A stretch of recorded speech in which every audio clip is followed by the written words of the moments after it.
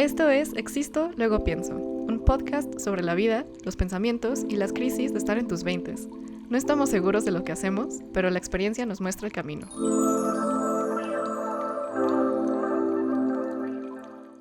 Hello everyone, welcome to another week of I Exist, Therefore I Think.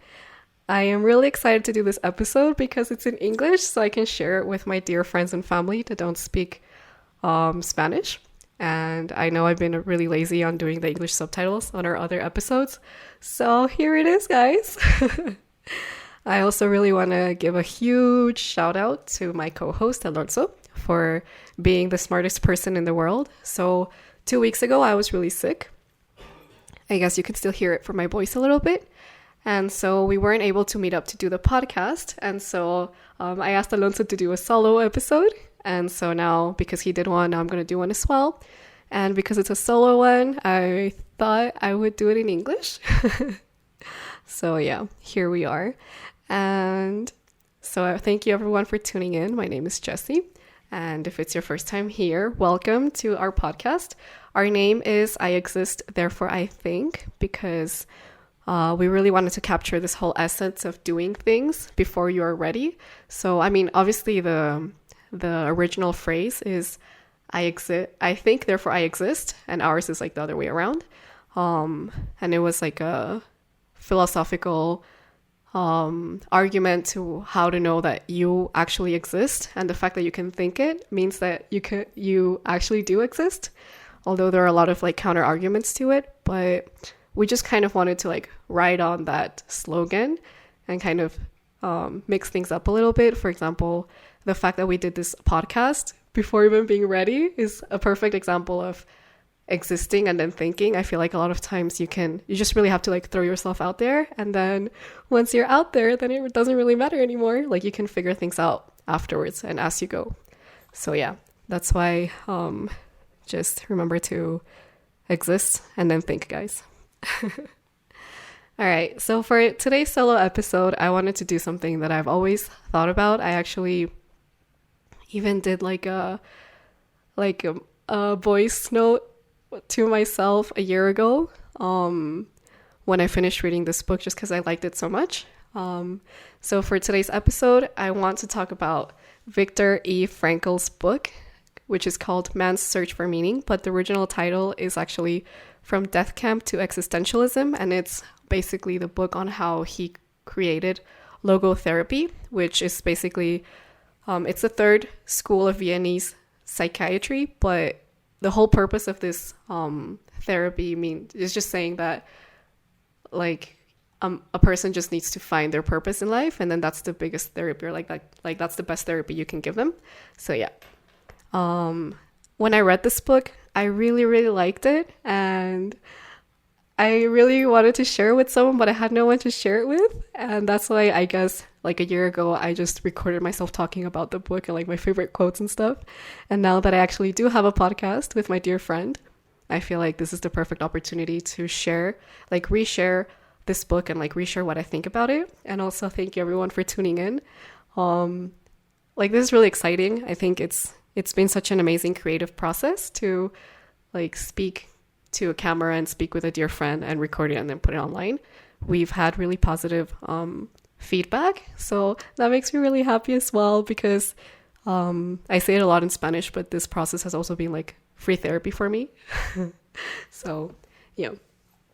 So anyway, this book was written by this author who is Jewish, and he had the misfortune to go through the Second World War. So basically him and his whole family were captured and sent to concentration camps. And I mean, this book is such a cliche. I know it's a very famous book, but I literally do think it was my favorite book of last year. And yeah, so let's just dive into the book. And then I think that the dynamic I'm going to use is just speak about the quotes that I like the most. And then if I want to like diverge on it, then I can do it. Another thing I really want to say is that this author is so amazing because his writing is very simple. Like he doesn't try to be too pretentious, but the fact that it's so simple, like the language, doesn't mean that it's not very deep in meaning. So I think that's something I also really, really appreciated. And again, like the fact that someone can go through a concentration camp and lose most of his family members and still like love humanity and believe in humanity, I think was like something really inspiring for me to read. And that's why I chose this book today. All right. So the first quote I really, really loved is, "The salvation of man is through love and in love." And yeah, it's just a really beautiful quote on saying that love and service is everything. He actually also wrote that love goes very far beyond the physical person of the beloved. It finds its deepest meaning in his spiritual being, his inner self. Whether or not he's actually present, whether or not he's still alive at all, ceases somehow to be of importance. And I think that's just so beautiful. Like, I don't know if you guys have ever had this experience, but for example, when you're feeling really alone, you think about someone that you love, or you think about, for example, all of the selfless giving that I don't know, like your parents or your grandparents gave you, or your siblings, or your dear friends, or your partner gives you, and then it fills you with hope. Because he wrote this because in the concentration camp, he was separated from his whole family and from his wife as well. But he would just, like, he wrote this because he was thinking of his wife, and the mere thought of his wife was what would help him continue. So then, yeah, it's just really beautiful how we don't really need the physical person next to us. I think love really stays inside our hearts, and it like brings us so much energy. And that's why also he would write that the salvation of man is through love and in love only, because really, like, love is what saves us all. But yeah. And the next quote I feel like was the absolute essence of the whole book, and like the main, like the key takeaway, I feel, but obviously everyone can have a different takeaway. So he wrote, "We who lived in concentration camps can remember the men who walked through the hunts, comforting others, giving away their last piece of bread. They may have been few in number, but they offer such sufficient proof that everything can be taken away from a man but one thing. The last of human freedoms is to choose one's attitude in any given set of circumstances, to choose one's own way." I feel like this is such a powerful quote, and especially because, I mean, obviously I've had the very fortunate and privileged life to never go through something as big as, for example, a war, or as like racism, but it's still so encouraging that someone that actually went through those things could see that at the end of the day, it's not what happens to us, it's how we choose to react to it. And I also feel like it's really amazing to see real angels in real life. The fact that there were men and women in concentration camps where everyone could just hate life and be super like close oneself. The fact that people would still offer help and love in those situations, it was really, I think it's really amazing. So I'm just going to say that last quote again, that these people offer sufficient proof that everything can be taken away from man, but one thing: to choose one's attitude in any given set of circumstances and to choose one's own way. And yeah, it's really funny for me to be talking about this book, because I do feel like I'm very underqualified to talk about such a big thing. So that's another reason why I really appreciate you listening. Like right now, I'm just sharing my thoughts, and I'm just sharing a book that I found really helpful in my life. But yeah, just don't, like, I'm not talking about this from a position where like, I understand this and this is why I'm telling you. I'm saying it more of like, this is something that inspired me and I want to share it. And if it helps you, great. If it doesn't, it's all right as well. Like, I am very open to learning from everyone. But yeah, I just really, really love that message. And I hope that it gives you like I know this has something to do, but I've been working for more than half a year now in a company that is just absolutely not aligned to my values. And it's been a really different experience, I guess. I feel like in university, I guess I was really in my own circle, where guys, it's just like in uni, you can just choose your circle, right? Like, and my friends were always very positive, and I had the sustainability club going on, so that was really nice as well. So I thought that everyone actually cared about the values that I cared about. But when I was thrown into the real world like this, it was just really surprising for me that, yeah, I just guessed that the world was more cruel than I thought. I knew that profit would always be important for companies, but I never knew that it would be of such big impact. And I think that's something that I was completely not ready to face. But yeah, like everyone has their own reasons on why they are in the situation they are. And I know that in mine is that, like, obviously I value like financial freedom, and I value just like being financially independent a little bit more right now. And that's why, like, also I have dreams that I'm saving up for, so that's why I'm in this like corporate environment that is not really my thing. But at the same time, like, after more than half a year working here, like, I have an amazing boss. I say this a lot in my, like, in the podcast and in Spanish, but so I have an amazing boss, and I feel like even though our company is completely not aligned to my values, my boss is amazing, and then therefore our team has like a really nice like work dynamic to it. So yeah, it's like, even though I'm in a situation or in an environment that's not exactly what I want, I feel like the fact that I can choose how I am going to act, like I can choose how to treat my team, and I can choose how to like express myself with people, and how I decide to do things, and the things I decide to present, like in my reports, I feel like is good enough. Yeah. So let's move on to the next quote. All right. Dostoevsky said once, "There is only one thing that I dread, not to be worthy of my sufferings." I feel like this was such an amazing quote when I read it.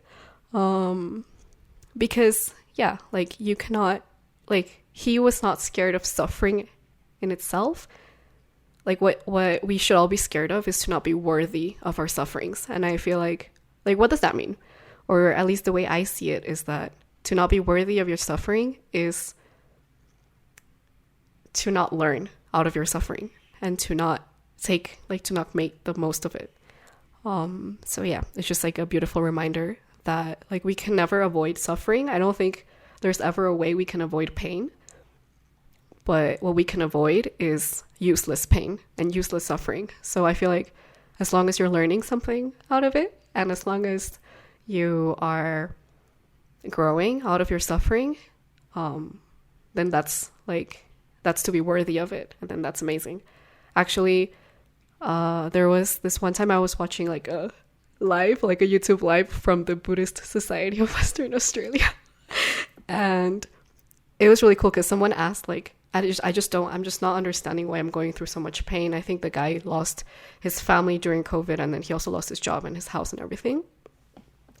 And the monk said like an answer that I feel like was pretty inspiring. The monk said that the whole point of why we go through suffering is so we can understand, and then afterwards help people that are in our situation. Like, don't think that your suffering isn't worth it, because at the end of the day, that's what makes you more empathetic and open to being able to help others afterwards, because then you know what it feels like. And yeah, and also the Buddha would say that what ties us all together, because we're so different, like humans, I mean, even between like humans from different countries, we're so different, and then humans that are like male or female, we're also very different. So the Buddha said that the only thing that unites us all, like humans and all living beings, is our capacity of suffering. The fact that we all reject or like run away from suffering and always try to keep happiness.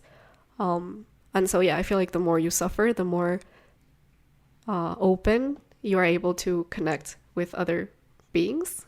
And so yeah, just remember that there's always purpose to your suffering, or at least that's what I tell myself, so I don't feel so bad about it. But yeah. Another quote that I really liked was, he said that it did not really matter what we expected from life, but rather what life expected from us. This thing kind of like changed my whole perspective on, because I feel like now the main like discourse is that you just have to like sit in your chair and think about what you are passionate about and then go for it. But actually, it's not what you want from life, it's what life wants from you. You know, it's what, yeah, it's not what like you expect from life. It's like, maybe I'm thinking like, oh, I want to save the world. Like I want to be, like, I want to save the world in an environmental perspective. But the situation I'm put in right now, maybe that's not where my biggest impact can be. And so it's not what you expect from life, but what life expects from you. Think about like what situations you're in and where you can make an impact. And then that's where you start, and not so much of like just only what you want out of it. But I also feel like this makes a lot of sense, because obviously you're going to be passionate about the things where you have experience from, right? Like I know that my queer friends are more passionate about making this environment like friendly for all of the community. And maybe from my point of view, like now that I'm in a capitalist and sad corporate environment, yeah, like what makes me more passionate right now is like working towards a better work environment for the people in my company or where I work. So yeah, guys, remember that it's not what we expect from life, but rather what life expects from us. Right. Okay, so another quote I really appreciated was, and I'm going to say it in German because I learned a little bit. I haven't been actively learning for a long time, ever since I started working, but regardless, I would love to say it. So this is a quote from Rilke, or Rilke. Actually, I didn't know about this author until I read this book, but he has this quote that says, "Wie viel ist aufzuleiden?" So it's how much suffering is there to get through. And it's really interesting because he talks about suffering as if it were work. Like, how much is there left, right? Like, how much more do I have to do? It's like when you're at the gym and you still have like 5 reps, like, oh, how much more do I have? So again, it's just this fact that you cannot avoid suffering, but what you can avoid is useless suffering. And also another really beautiful thing is that, like in the notes, it said, Rilke spoke of getting through suffering as others would talk about getting through work. There was plenty of suffering for us to go through. Therefore, it was necessary to face up to the full amount of suffering, trying to keep moments of weakness and furtive tears to a minimum. But there was no need to be ashamed of tears, for tears bore witness that man had the greatest of courage, the courage to suffer.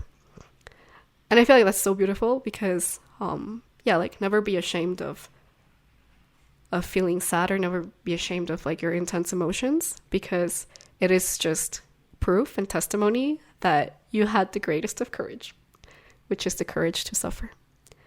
Because all of us could just like be in our houses and not do anything and not be exposed to anything, but the fact that you suffer is because you are willing to put yourself out there. So props for you for doing that. I am so proud of you. Good job. All right. And then another thing, I guess this is like one of the last quotes. I mean, I liked many, but like I don't want to bore y'all. So another one was also in German that says, "Was du erlebt, kann keine Macht der Welt dir rauben." So it basically means what you have experienced, no power on earth can take from you. And it's like my parents always tell me, like, what you learned, no one can take from you. And it's the same thing. It's like whatever you experience, no one in the whole world can take from you. And that is something that you take for yourself and that makes you grow. So yeah. I mentioned a while ago that Frankl was the inventor for logotherapy.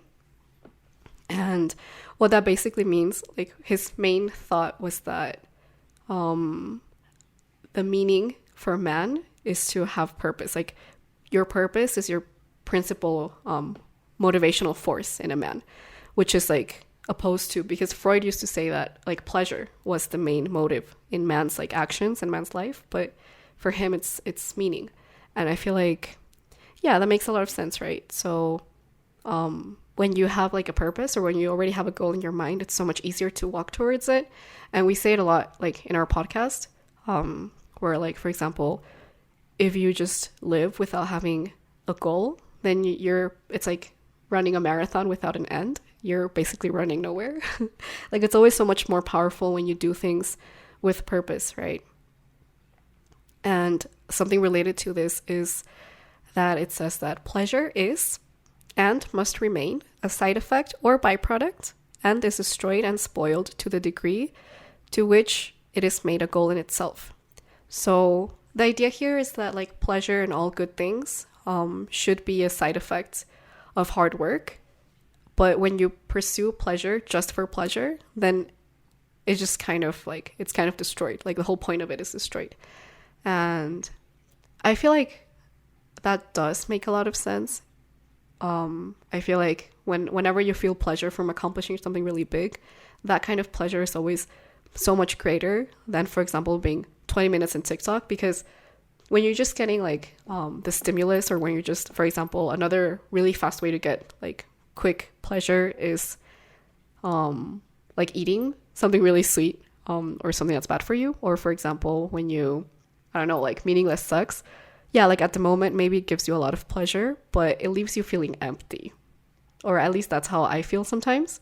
And so, yeah, like if pleasure is the byproduct or result of hard work, then I guess, yeah, that one's like much more meaningful and much nicer.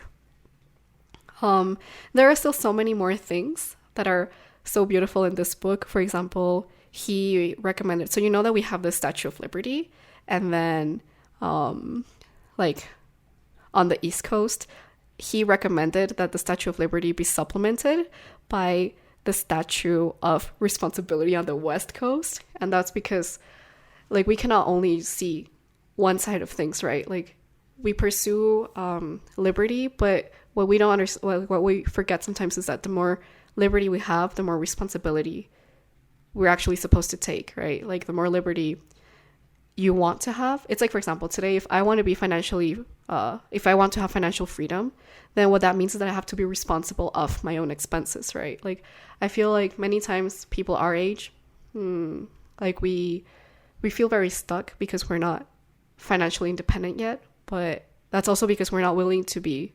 we're not willing to be responsible for everything that like our financial independence includes. Yeah. So anyway, like this is just like a really fast and short episode. Thank you guys so much for listening. Thank y'all so much for tuning in.